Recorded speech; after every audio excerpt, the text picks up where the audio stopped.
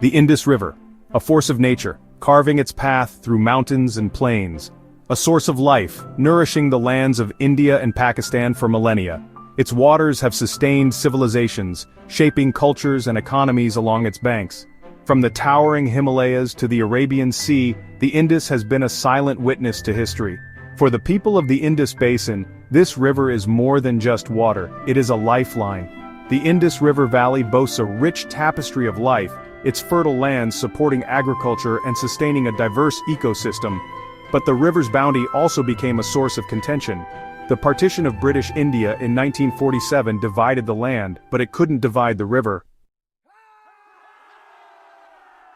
The year 1947 marked a turning point in South Asian history. The long-awaited independence from British rule came at a heavy price, the partition of the Indian subcontinent. What was once a unified entity was now split into two sovereign states, India and Pakistan. This division based on religious lines triggered mass migrations and widespread violence. Amidst this upheaval, the Indus River system, a shared resource vital to both nations, became entangled in the web of partition politics. The headwaters of the Indus and its tributaries lay in India, while the majority of the irrigated land fell within Pakistan. This division led to immediate anxieties over water security, particularly in Pakistan, which relied heavily on the Indus for its agricultural productivity. Fear and mistrust ran high as both nations grappled with the challenges of a newly drawn border and the legacy of a painful separation. The Indus River, once a symbol of unity and shared heritage, now represented a point of contention. Disputes over water allocation and control quickly emerged, threatening to escalate the already tense relations between India and Pakistan. As tensions simmered over the Indus, the international community recognized the urgency of the situation.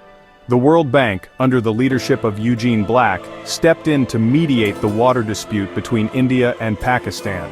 This intervention marked the beginning of a long and complex negotiation process. For 9 long years, representatives from India and Pakistan, along with World Bank officials, engaged in intense dialogue. Technical details were debated, water-sharing formulas analyzed, and compromises painstakingly negotiated. Finally, on September 19, 1960, a historic agreement was reached, the Indus Waters Treaty. This landmark treaty, signed by Indian Prime Minister Jawaharlal Nehru and Pakistani President Ayub Khan, stood as a testament to the power of diplomacy. The treaty's signing marked a significant achievement, but its true test lay in its implementation and the willingness of both nations to uphold its principles in the years to come.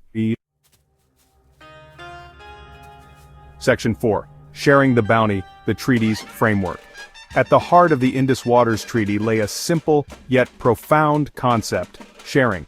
The treaty recognized the vital importance of the Indus River system to both India and Pakistan, and sought to establish a framework for the equitable allocation and management of its waters.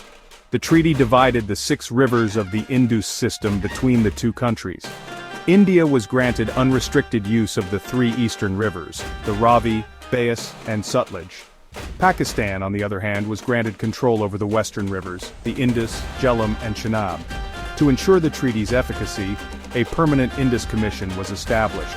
This bilateral commission, comprising representatives from both India and Pakistan, was tasked with overseeing the treaty's implementation and addressing any differences or disputes that might arise. Section 5. A testament to resilience, surviving wars and discord. The Indus Waters Treaty was tested time and again. The very year it came into effect, relations between India and Pakistan took a turn for the worse. Border skirmishes and political tensions cast a shadow over the treaty's future. Yet, despite the turbulent political climate, the treaty endured. It withstood the test of 3 major wars between the two nations, in 1965, 1971, and 1999, a testament to its enduring significance. The treaty's survival, even in the face of armed conflict, underscored its importance as a cornerstone of stability in a volatile region. It demonstrated that even amidst deep-seated animosity and mistrust, cooperation on matters of shared interest was not only possible, but essential. The treaty's resilience, however, did not mean an absence of challenges. Section 6. Dams, Disputes, and a Changing Climate. The construction of dams and other water infrastructure has been a contentious issue under the Indus Waters Treaty. Both India and Pakistan have undertaken numerous projects to harness the waters of the Indus system for irrigation, power generation, and flood control. These projects, while beneficial, have often led to disputes. Pakistan has raised concerns over India's construction of dams on the western rivers, fearing reduced water flow downstream. India, on the other hand, insists that its projects comply with the treaty's provisions and are crucial for its development needs. Climate change adds another layer of complexity to the situation. The Indus River Basin is highly sensitive to changes in climate, with potential impacts on water availability, glacial melt, and the frequency of extreme weather events. Despite these challenges, the treaty has mechanisms in place to address disputes and adapt to changing circumstances.